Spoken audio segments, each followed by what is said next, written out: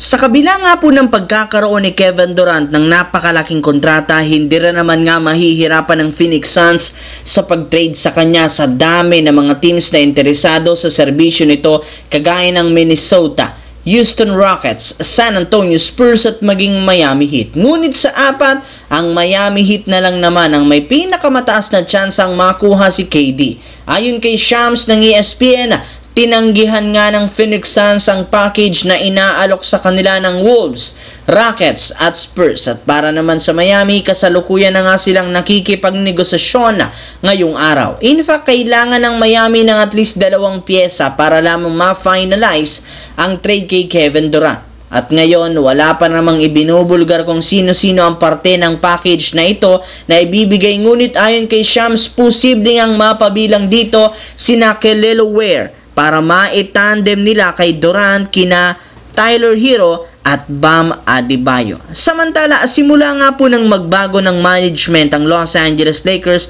sa pangunguna ni Mark Walker, ay sinimula na nga agad ng front office ang pagsagawa ng unang trade. Sa katunayan, kasalukuyan na nga po nilang kinakausap ngayon ang Utah Jazz para makuha sina John Collins gamit ang kanilang player na sina Rui Hachimura at Maxi Kleber. Sa una pa lang, alam na ng Lakers na isa ang Jazz sa magiging seller sa trade market sa dami ng mga players na balak nilang i-trade. Pero hindi lang naman si John Collins ang posible nila ditong makuha at maaari rin naman nila ditong masungkit ang matagal ng gusto na si Walker Kessler, kung saan idadagdag nila dito sina Dalton Keunig at 3 first round pick para maipang offer sa Utah Jazz.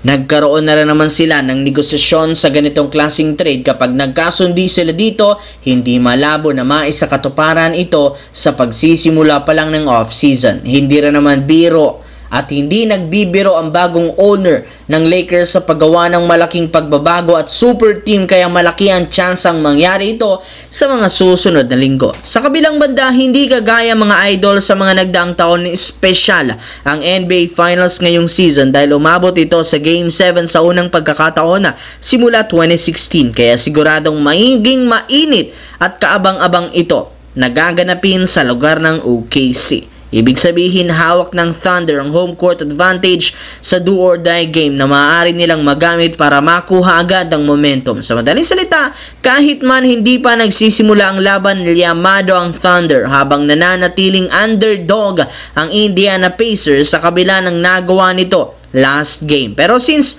isa ng do-or-die game ang magiging bakbakan, sinigurado nga ng isang mga analyst na magiging dikit ang labanan sa umpisa hanggang sa pagtatapos. Sa ngayon, hindi pa rin naman natin alam kung sino ang mananalo dahil pareho rin naman silang may kakayahang maipanalo ang Game 7, sadyang ang OKC Thunder lamang ang may maroon at mas malaking advantage pagdating dito.